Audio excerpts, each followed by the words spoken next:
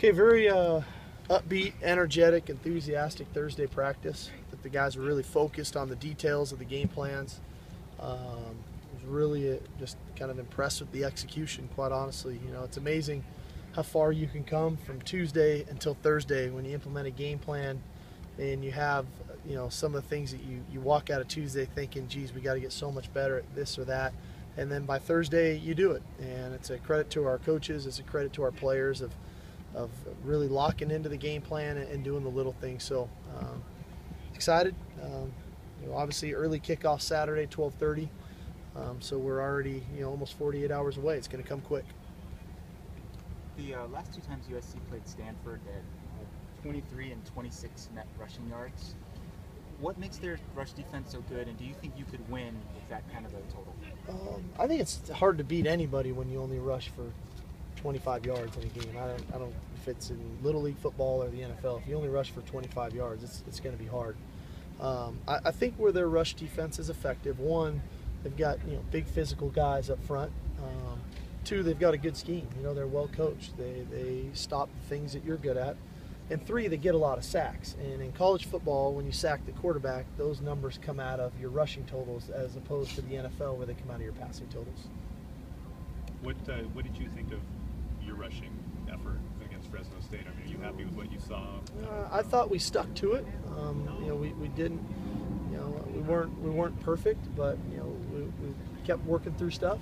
Fresno made it hard. They gave us a lot of different things, but we stuck to it, and you know, we didn't panic and try a bunch of new and different things. I thought the coaches did a good job cleaning some things up at halftime or in between series. And the end result was, you know, we tried it a lot of times. We had a lot of carries for a decent number. Quite honestly, I'd like our efficiency to improve in the running game, but for the first time out with a defense that gave us so many different looks, you know, I'll take it. How about individually, Javorius and Justin? Yeah, I thought Buck performed well. I thought he started to get a little better feel for why and what we were calling and where we thought those plays would hit, and we saw him pop a couple of those runs a little bit later. I thought Justin was close, you know, and Justin's a little bit of a home run hitter in a sense that he's going to try to make a couple cuts that maybe aren't the conservative cut, where he could go left and maybe fall for 2 or 3 more yards. He at times tries to go right, and he might get tackled there or even lose a yard, but if he steps out of it, he might go for 30. So that's just his style, you know, and that's okay. You know, I think he's close to popping out of some things, and so I think they're a good combination with one another. I thought they both caught the ball extremely well out of the backfield, which is important for us as well. So all in all, you know, again, I think it was a good first game. Ideally, I'd like for us to be better, but I'll take it. How much of this is kind of a guessing game with both teams? Probably we can guess maybe didn't show everything they're going to do. You're guessing about them there. How does that impact? You know, well, I think what it does, for us, really in all 3 phases, is you hold your hat on your execution, your guys' ability to, regardless of what they get, they can go out and execute the call, whether it's on offense, defense, or special teams. And then as you start to get a sense of how they're trying to attack you in either phase, then you can start to make some adjustments. But I think early on, like really in every game, you have to hang your hat on, you know, your preparation and your own execution, and then start to make in-game adjustments based on the things you're getting. Can you update some of the linemen here? We have Damian, Khalil, Jordan, even Andre Walker. They're all cleared to go. They're all cleared to play. You know, we'll have to see how they respond on game day to the wear and tear of it all. It's good to have able bodies and a lot of able bodies. You guys have seen that last week out of us. We'll rotate linemen, and we'll continue to do that. So the more bodies we have available to us, the better. Andre, like better frame of mind, good sleep? I don't know yet. We'll see. Vianney is a guy who played this last week. Could have a big role this week. What kind of player is he, or what have you seen? He's a very explosive guy. You see Vianney, he's probably not the most assuming guy you're a little unassuming when you walk by him. But he's a very explosive, powerful guy.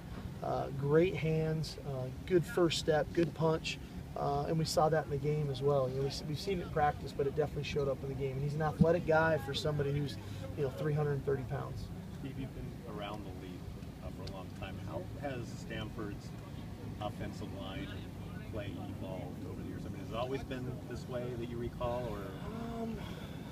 No, I think it's evolved immensely in 15 years, from where they were, before Jim even. And then when Jim got there, I thought the attitude piece of it was kind of started to evolve. And then I think what they've continued to do over the last really 6 years or so is recruiting high-level players. And so when you couple that with the attitude, that makes them really effective, They play to those guys. They all have a role. I think that's why you see them sub in, some of those big packages that they go to. They keep them involved.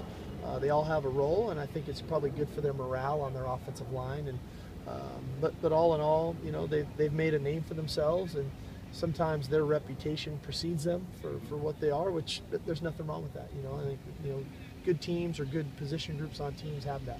How much is there a chance that this Stanford team won't look as much like those other teams? That they might throw the ball more and run the quarterback more? I think there's a great chance of that, Dan. I think that you look at their roster, and that's not to take anything away from the O-line or anything away from their running backs, but they've got 3 elite wide receivers, with Montgomery, Rector, and Cajuste. They've got young, talented tight ends that can run. We know them well. We recruited them.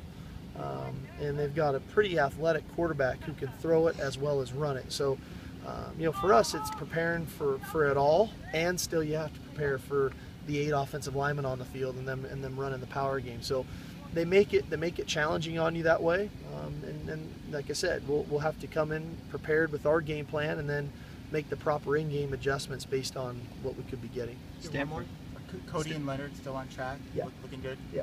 And since that was just a quick one, could you just give a quick evaluation of Claude and Delvin, having played their first games? And I thought they were okay, quite honestly. I think that they recognized after looking at the film where they can improve. Definitely just alignment, assignment, and then effort all the time. I thought they flashed at times in the game. We're looking for more consistency out of them. But the beauty of those guys, are very coachable. I think it's easy when they see themselves at one spot and on the other side there's 94 and they see how he plays, that boy, a lot of the way he plays the game is just with sheer effort. And so if we can increase their effort and just get them aligned and assigned a little bit better, I think we'll get more production out of them. Alrighty, guys. Thanks.